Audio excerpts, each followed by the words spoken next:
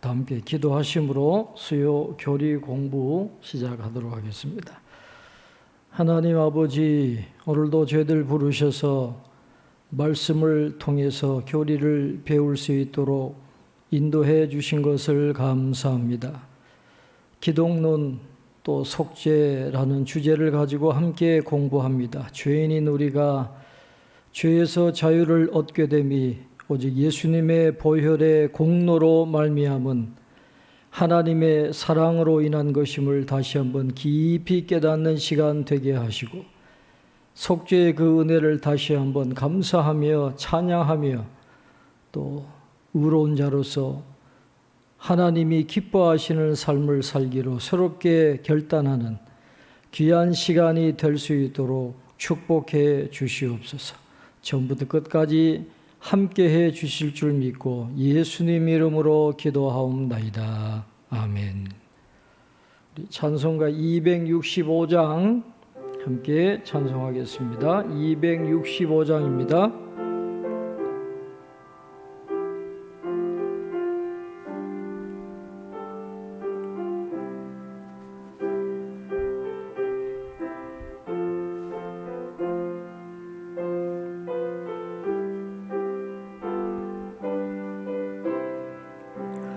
주 십자가를 지심으로 죄인을 구속하셨으니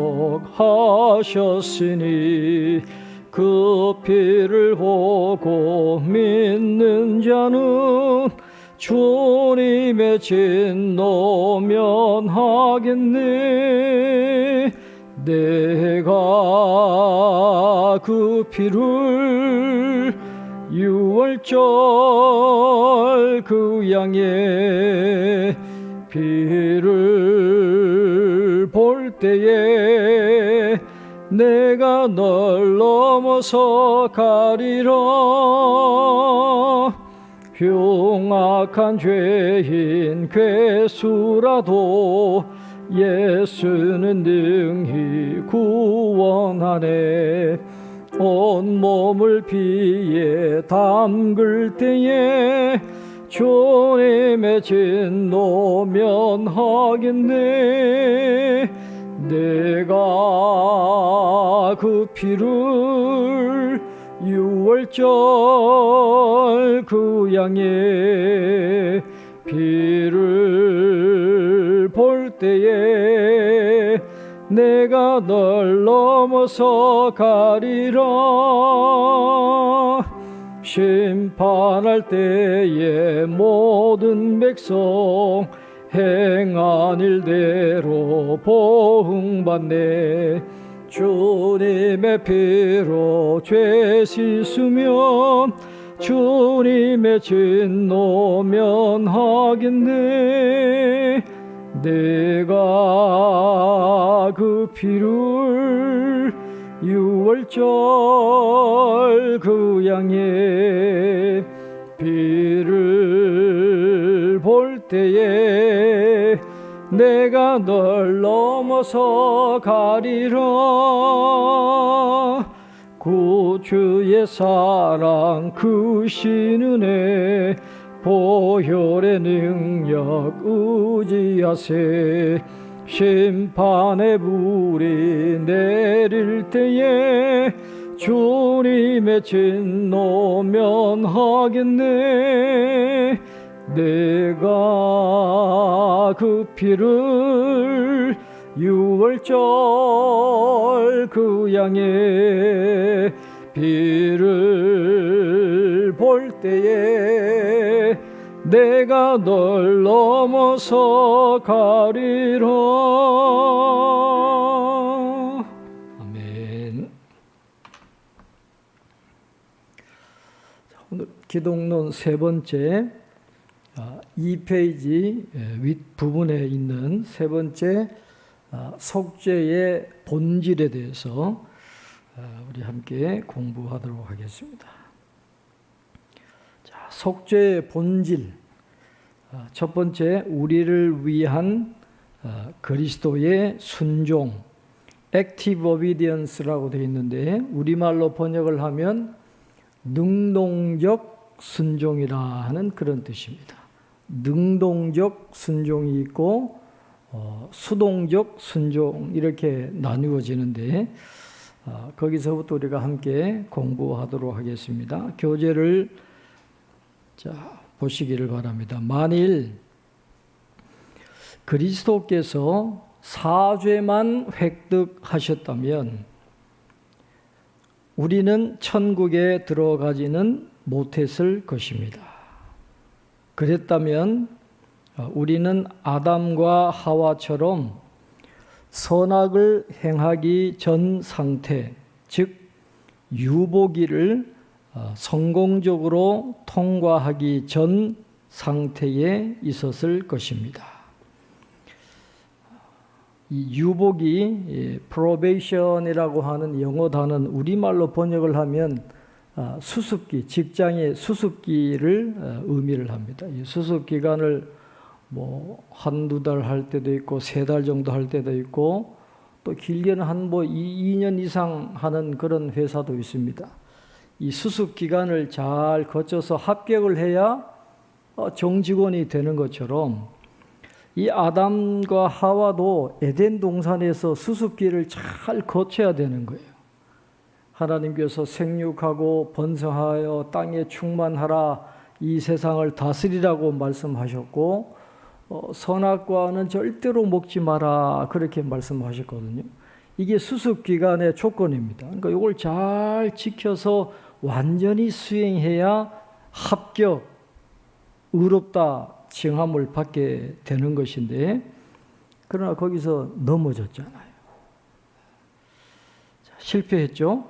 그러니까 그 다음 교재 보시면 아담과 하와가 의를 확보해서 그러니까 죄 용서함을 받고 사죄를 얻고 난 다음에 하나님과 영원한 교제를 회복하기 위해서는 어느 기간 하나님에게 완벽하게 복종했어야 했습니다. 죄 용서함 받는 것뿐만 아니라 죄 용서함 받은 이후에 완전한 순종이 필요했다라고 하는 것이죠. 그래서 능동적인 순종이 있어야 된다는 겁니다. 자, 예수 그리스도께서 우리를 위한 의를 확보하시기 위해서 하나님께 완벽하게 순종하시는 삶을 사셔야 했습니다. 그리스도가 우리의 죄 때문에 고통과 죽음을 당하신 것은 수동적 순종이고 우리를 위해 하나님께 완벽하게 순종하신 것은 능동적 순종이다. 그렇게 이야기를 하고 있습니다. 그냥 한마디로 예수님이 순종하셨기 때문에 우리가 죄를 용서받고 하나님 앞에 의롭다함을 얻었다 그렇게 표현할 수 있지만 이 신학자들은 성경을 연구하면서 이 예수님의 순종에 2가지 차원이 있다는 걸 발견한 거예요.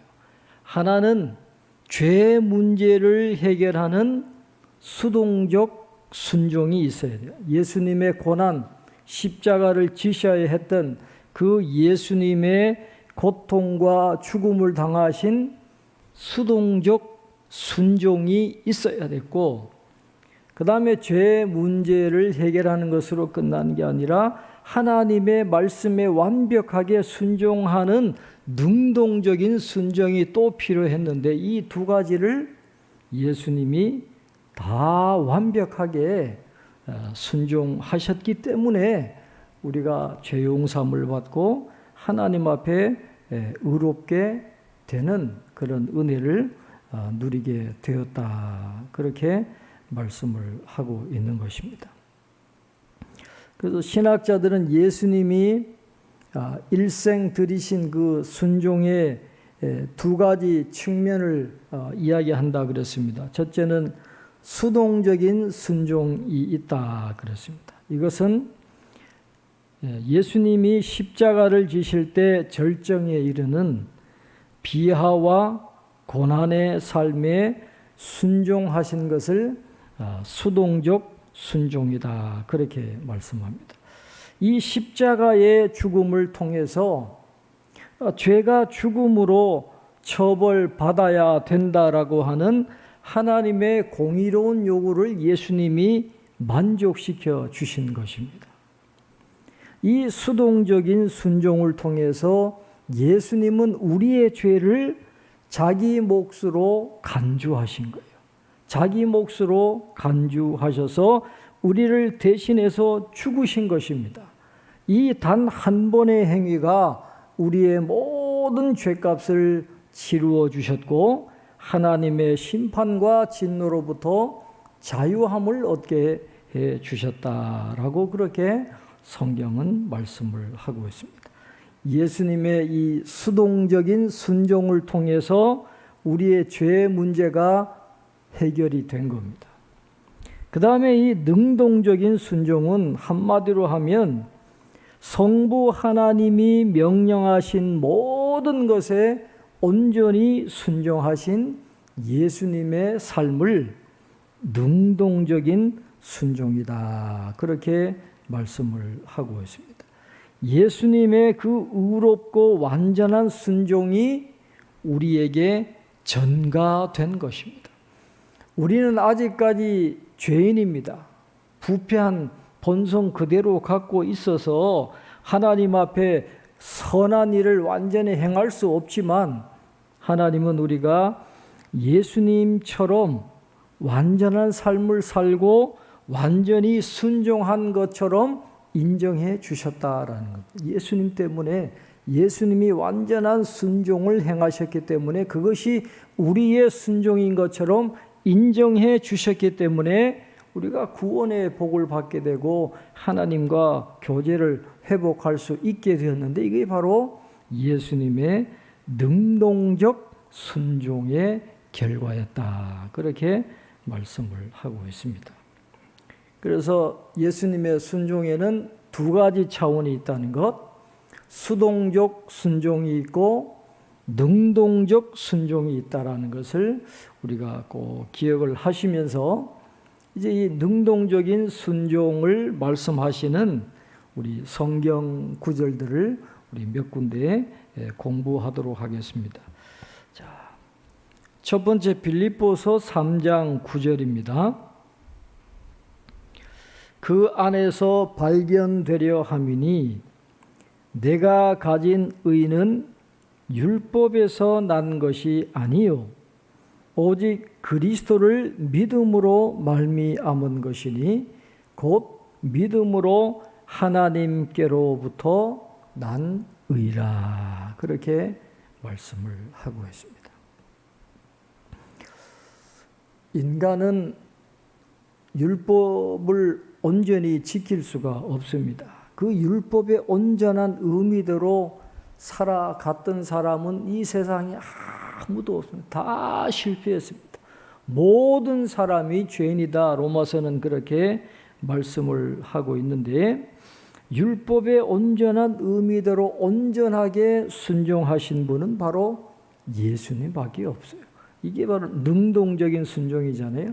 우리가 율법을 지키지 못하는 것을 예수님이 다 지키신 거예요. 율법의 요구대로 능동적인 순종을 다 행하셨기 때문에 그 예수님 때문에 우리가 의롭다함을 받게 되었다. 자랑할 게 없는 거죠. 자기 공로가 아닙니다.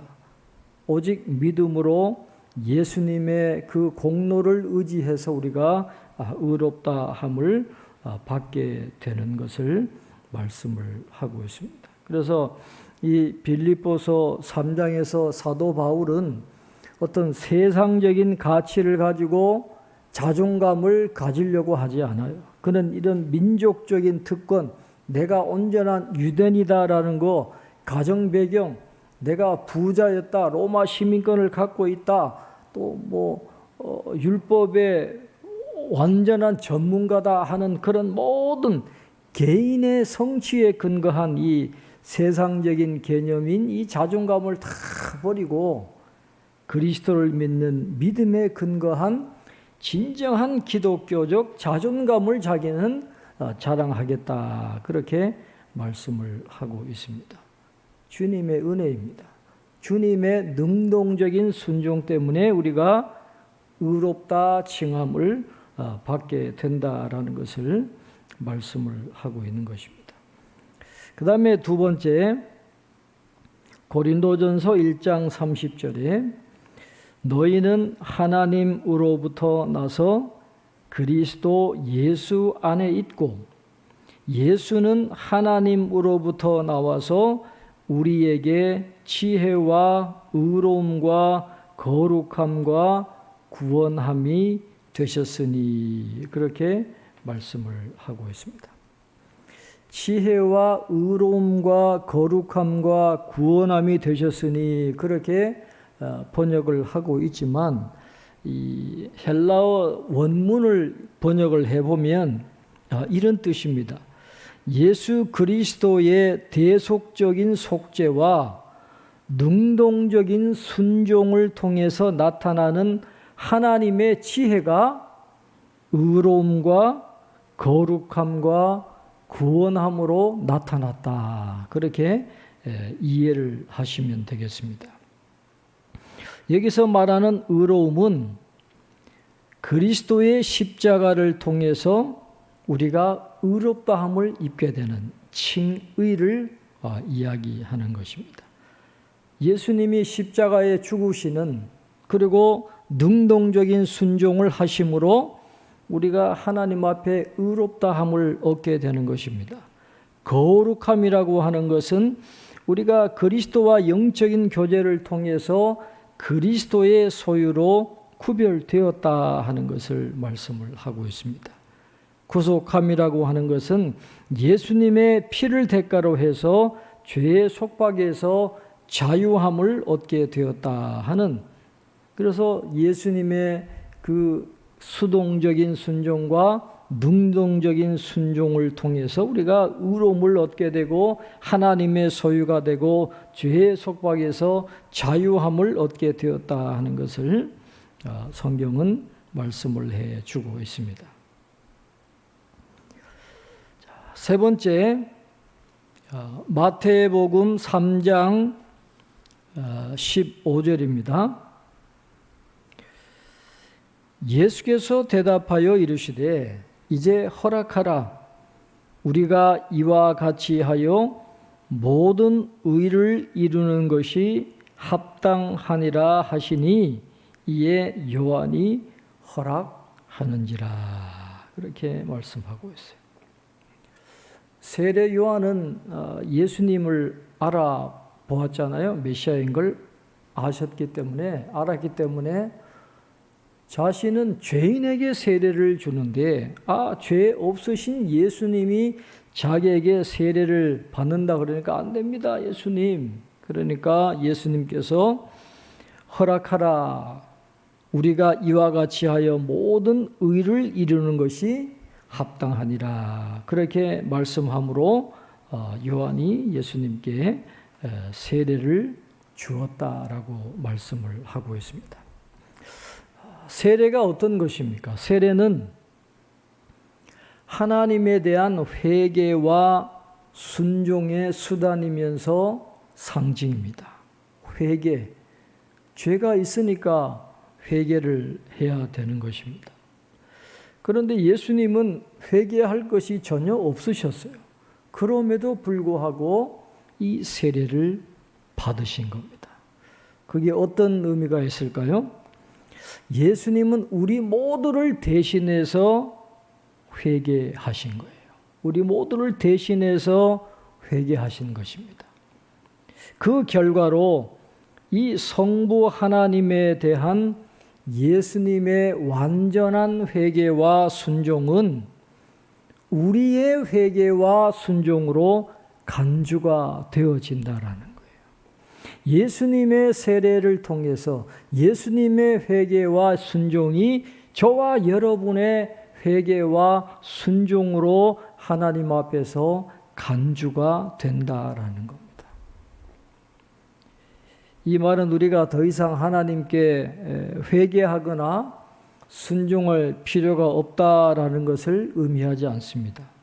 이것은 우리의 회개와 순종이 그 자체로는 완전하지 않는다 할지라도 하나님이 그리스도 안에서 우리의 회개와 순종을 완전한 것으로 간주하신다라는 것을 보증해 주신다. 그렇게 설명을 할 수가 있는 것입니다. 의를 위해서 예수님이 세례를 받으셨다 하는 것을 말씀을 하고 있습니다. 그 이제 능동적인 순종의 한 단면이라고 성경은 말씀을 하고 있습니다. 자, 그 다음에 두 번째, 우리를 위한 그리스도의 고난이라 그랬습니다. 이걸 수동적인 순종이라 그랬죠.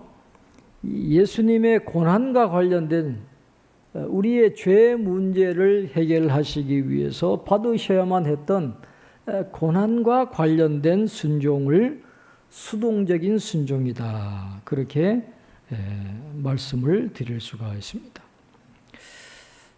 그런데 우리를 위한 그리스도의 고난을 몇 가지로 우리가 나눌 수 있는데, 첫 번째는 평생 고통이라 그랬습니다. Suffering for his whole life. 예수님이 평생 고통을 당하셨다라는 것입니다. 그리스도는 평생 몸과 마음으로 우리를 위해 고통을 당하셨습니다. 예수님은 십자가의 고통을 절정으로 당하셨지만 광야에서도 40일간 고통을 당하셨습니다. 예수님은 고통을 통해 성숙해지셨다라고 성경은 말씀을 하고 있습니다.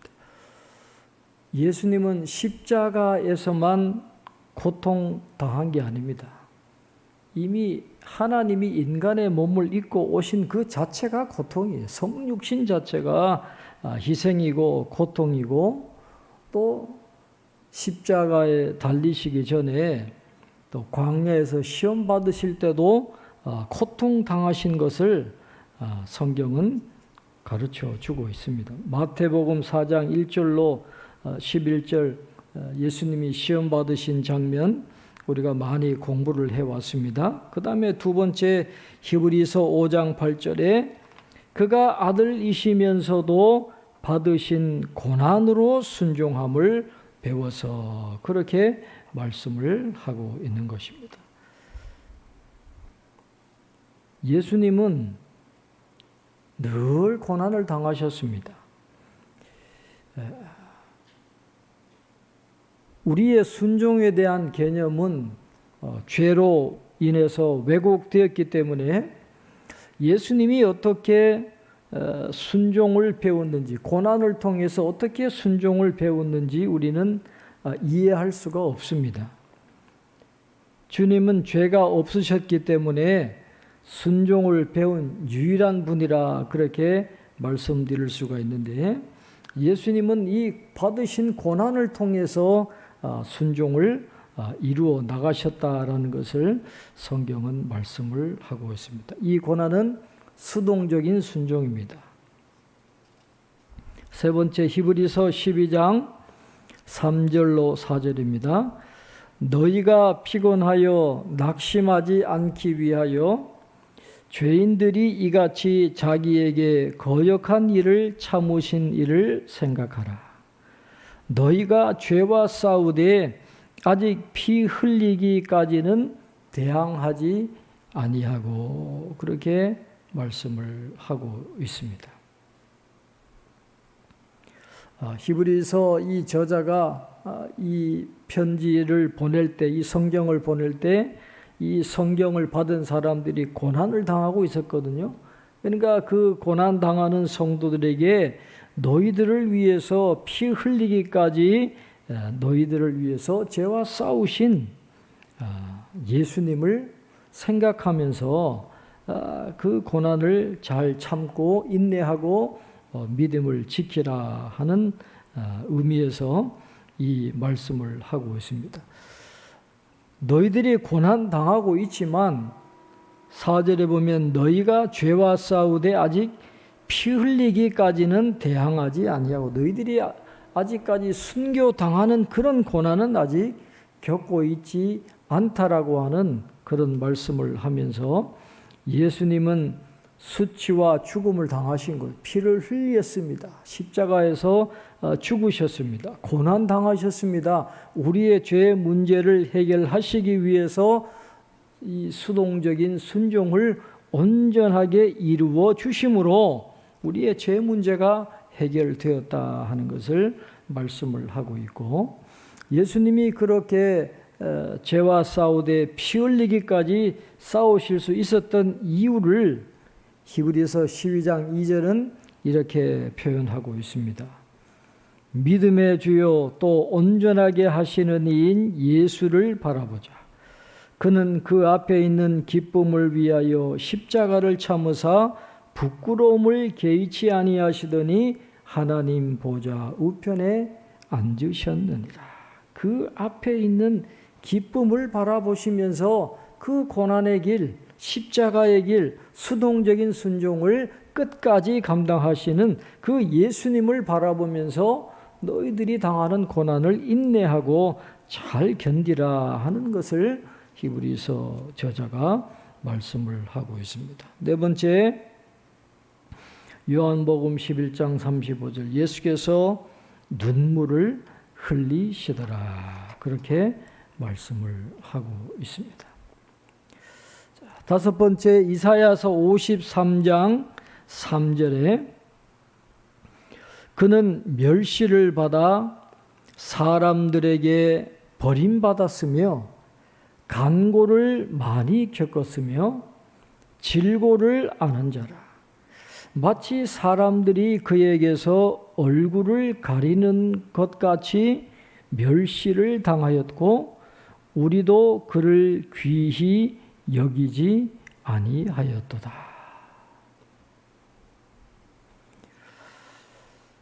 예수님은 많은 사람들에게 거절과 배척을 당하시는 고난의 삶을 사셨습니다. 이사야서에 나오는 그 고난의 종의 삶이 바로 예수님의 삶이었던 것입니다. 간고라고 하는 말은 사전을 보면 가난하고 고생스럽다라는 뜻이고 처지나 상태가 어렵고 힘듦이라 하는 그런 뜻을 갖고 있습니다. 하나님의 아들이 이 땅에 오셨는데 가난하고 고생스럽게 간고를 많이 겪으시면서 살아가셨다라고 말씀을 하고 있습니다. 그리고 질고를 아는 자라 그랬어요. 질고를 안다라는 말은 우리말로 번역을 하면 병을 잘 아는이라는 그런 뜻입니다. 그러니까 예수님이 이 땅에 오셔가지고 너무 몸이 허약해서 계속해서 이런저런 질병 때문에 고통당하셨다는 그런 뜻이 아니라 병은 죄의 영향을 받는 것이기 때문에 이 육체적 질병을 비유로 해가지고 이 유다의 죄악 상태를 드러낸 바 있는데 이 예수님에 의해서 성취될 구원은 병으로부터의 구원뿐만 아니라 죄로부터의 궁극적인 구원이 된다라는 것을 말씀을 하고 있는 것입니다. 그래서 예수님은 이 이사야서 53장 3절에 나오는 말씀처럼 우리 인간의 죄 때문에 수동적인 순종을 하실 수밖에 없었다라는 것을, 멸시를 받으셔야 했고 간고를 많이 겪으셔야 했고 또 질고를 아는 그런 삶을 살아가셔야만 했다라는 것을 성경은 우리에게 가르쳐 주고 있는 것입니다. 예수님 평생 고난을 당하셨어요. 그 다음에 두 번째, 십자가의 고통이죠. 십자가의 고통. 예수님은 십자가를 향해 가시면서 고통이 점점 더 커졌습니다. 예수님의 고통은 십자가에서 절정에 이르셨습니다. 십자가의 고통은 몇 가지 측면이 있습니다. 첫째, 육체적 고통과 죽음입니다. 십자가의 죽음은 인간이 고안한 처형 방법 중에 가장 무서운 방법의 하나였습니다. 이 십자가형 죄수는 매우 서서히 질식사를 당할 수밖에 없었다. 그렇게 말씀을 하고 있습니다. 요한복음 19장 31절로 38절에 그 십자가형이 얼마나 힘든 것인가를 말씀을 해주고 있습니다. 제가 한번 쭉 읽겠습니다. 요한복음 19장 31절로 38절. 이날은 준비일이라 유대인들은 그 안식일이 큰 날이므로 그 안식일에 시체들을 십자가에 두지 아니하려 하여 빌라도에게 그들의 다리를 꺾어 시체를 치워 달라 하니, 안식일이 되기 전에 죽어야 되니까 다리를 꺾으라는 거예요.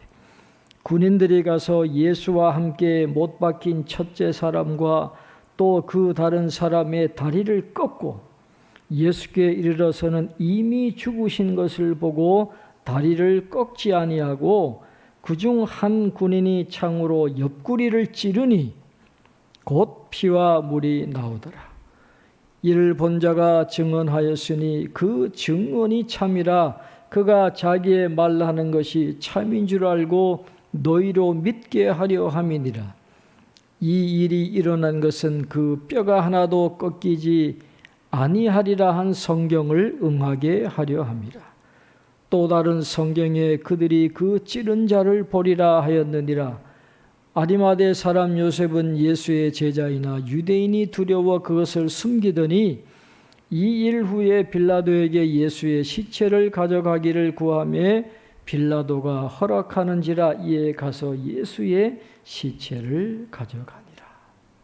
육체적인 고통과 죽음을 예수님은 맛보셔야 했던 것입니다. 두 번째, 십자가의 죽음은 죄를 짊어지는 고통이라 그랬습니다. 죄를 짊어지는 고통이에요. 신체적인 고통보다 더 심각한 것은 우리의 죄 때문에 당하신 심리적인 고통이었습니다. 우리가 죄를 지을 때 당하는 고뇌를 우리는 압니다. 죄책감이 억누릅니다. 우주에서 옳은 것으로부터 분리된 고통을 느낍니다. 하나님의 자녀로서 거룩해지면서 악에 대한 본능적 불쾌감을 더 강렬하게 느낍니다. 예수님은 완벽하게 거룩하셨으므로 죄를 전인으로 혐오하셨습니다.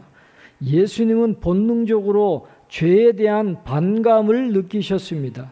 성부에 대한 복종과 우리에 대한 사랑으로 예수님은 하나님의 모든 백성들의 죄를 짊어지셨습니다. 예수님이 가장 깊이 증오하셨던 모든 것이 그에게 쏟아졌습니다.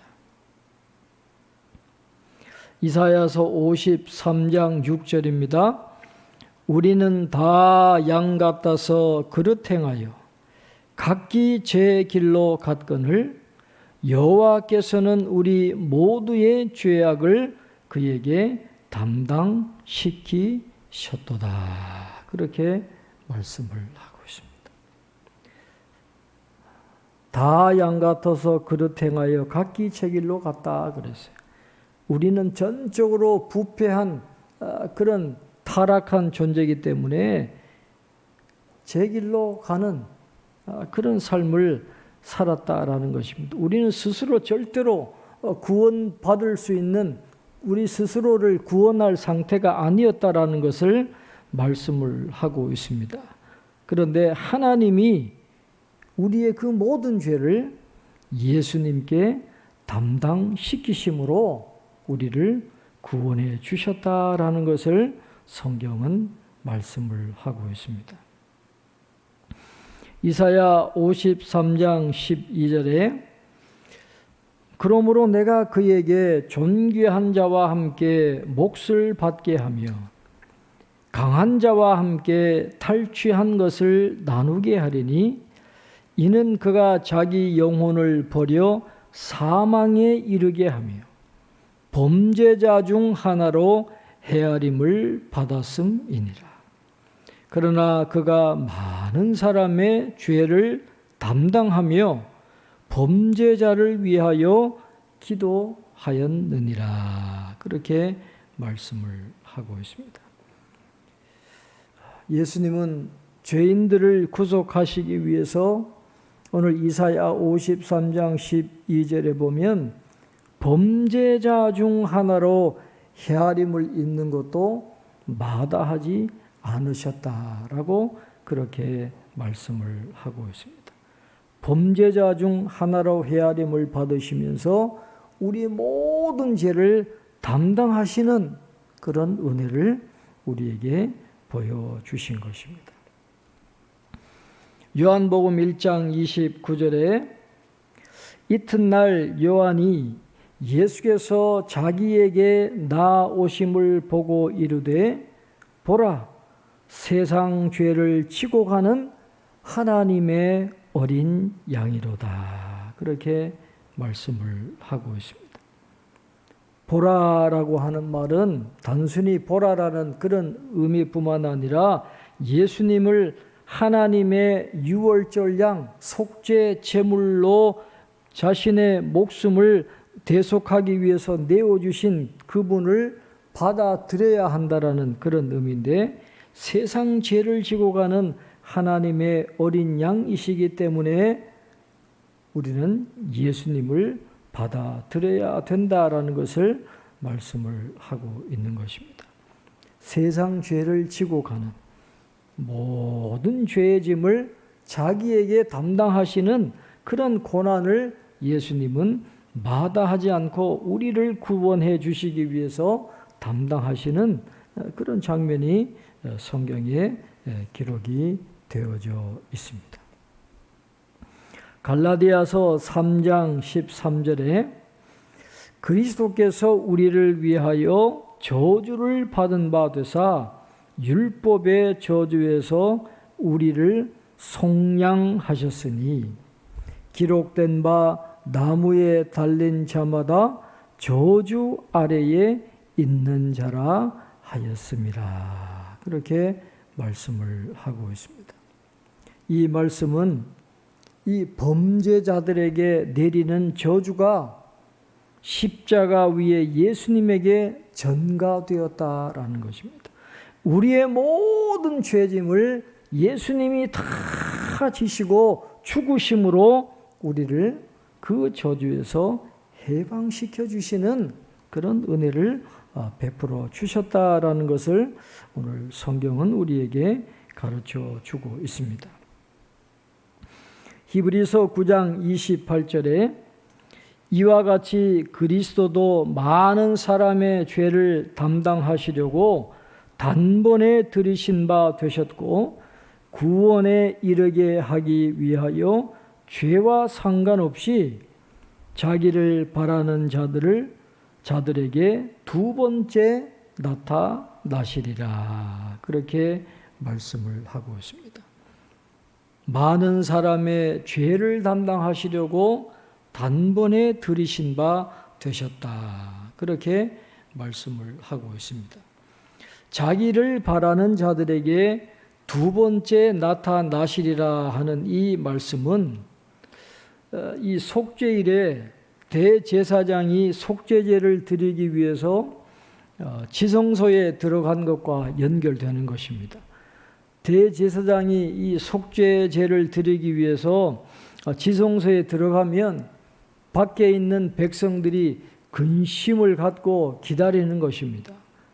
이 대제사장이 살아서 나오면 하나님이 이 속죄제를 받으셨다는 것을 확신하게 되고 감사하면서 하나님을 찬양하게 되듯이 자신을 속죄제물로 드리시고 하늘 성소로 올라가신 그 예수님이 두 번째 나타나시는 파루시아 재림하시는 그때를 기다리는 그런 모습이 오늘 본문에 기록이 되어져 있는 것입니다.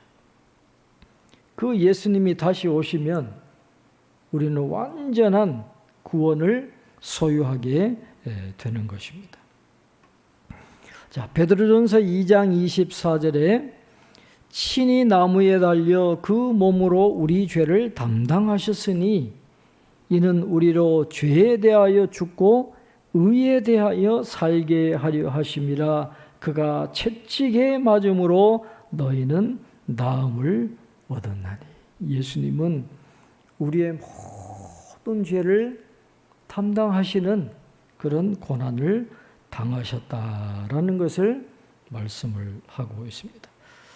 오늘은 여기까지 하고 이제 다음 주에 이제 세 번째, 네 번째 그 십자가형의 의미에 대해서 함께 공부하도록 하겠습니다. 기도하겠습니다. 하나님 아버지, 속죄론을 통해서 예수님이 우리에게 얼마나 큰 은혜를 베푸셨는지를 다시 한번 깊이 깨닫게 하시니 감사합니다.